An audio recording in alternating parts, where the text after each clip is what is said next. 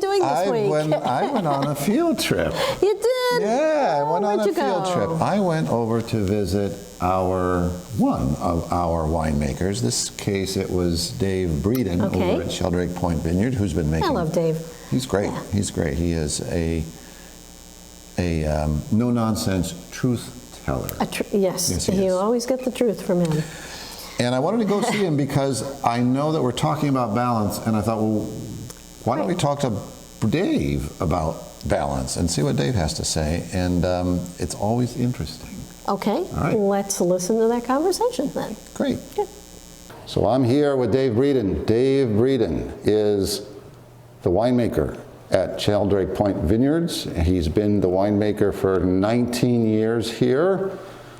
He's been our winemaker for a number of our wines since 2015, and he's done a fantastic job on those wines. Thank you. In addition, Dave has graduate degrees in both chemistry and philosophy, and we're here to talk about balance with Dave in both chemical and in philosophical terms. So I'm going to start. And perhaps enological terms. And then finally, where philosophy and chemistry intersect is in enology or winemaking. So Dave. Yes. When you think of a balanced wine, what does that mean to you? So balance is I guess, a more global term, or maybe even a subset of another term, harmony. And when you think of balance, when winemakers use that term, tends to refer to wines with residual sugar. One speaks of the acid and the sugar and maybe the alcohol being in balance. But more broadly, one thinks of all the parts of a wine being in harmony. And really, I suppose the balance and harmony are synonyms. Okay. All the parts playing nicely together, nothing sticking out and being disruptive. Okay, and when you taste a wine that's a new wine, or one you're making, or one that's in process, is harmony what you're looking for, or is it something else? No, that's almost always exactly what we're looking for. I mean, when we're fermenting a wine that is going to have some amount of residual sugar, Gewürztraminer, a Riesling, even a Rosé that just has maybe just a smidge, we taste it as it's fermenting, and toward the end we taste it maybe multiple times per day to try and find what we think of as the balance point. That point where the amount of sugar left and the amount of acid that are there and the alcohol all play nicely together, and the sugar is not sticking out any longer in the way that it was when the wine was more like juice than it was like wine. And so that day is when you call me, or a few days ahead of that, you call me and say, you better swing by here and taste this because we're probably getting pretty close to where we're in balance. We've had that moment. Exactly, yep. So let's talk about wine that's not in balance and how that comes across. For instance, you do wine tastings, you're one of the go-to respected winemakers in the Finger Lakes, you're asked to judge, you're asked to taste. When you taste blind wines from all over the place at these kinds of mass tastings, you taste wines that are out of balance, I'm sure. Sure.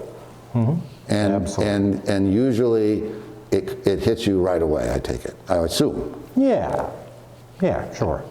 And are there styles or types of wines that you find that are more often out of balance or less often out of balance, or is it just whatever wine you're tasting, it can either be in balance or not?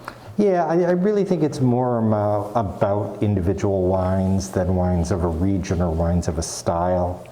I mean, one thinks about California Napa Cab Sauves as oftentimes being too alcoholic, right? So that's sort of a regional style that we might find to be out of balance, because we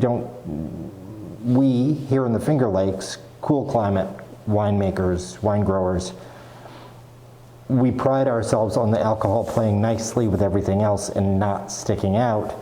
But there are regions where they may want it to stick out. And in fact, we have made wines, you and I together have made wines that feature the alcohol in a way that I would have thought would have been offensive, but was not. And we did. Back in 2016, we made a Riesling we called 110 Grand Riesling that was a huge hit, but it had quite a bit of alcohol in it. Right, and this year we did an analogous thing with some Gewürztraminer. That's right. And the alcohol, I will be very interested to see what the alcohol is. But when we taste this wine, we see this is a wine that is unlike most other wines that we normally make around here. Right. It carries that alcohol, but one is aware of the alcohol. And it's not quite in the bottle yet, so we'll see what we come to. Right. There we exactly. go. Wow, you guys really had a long conversation. It's a nice spot there. We were really comfortable in his little library wine tasting room that they Right. built over It's there a beautiful at Sheldrake. spot. It's a beautiful spot, and I think he just put it right there. Right, right. And balance is so important in wine. And he says harmony, actually, I think. Harmony. Okay, but no, harmony doesn't start with B the way balance does. So we're going to Well, Bruce. We're going to go with balance. What do you Okay. say? I think that's better. Okay. All right. But Bruce, keep up the good work. And stay balanced, okay? Stay balanced.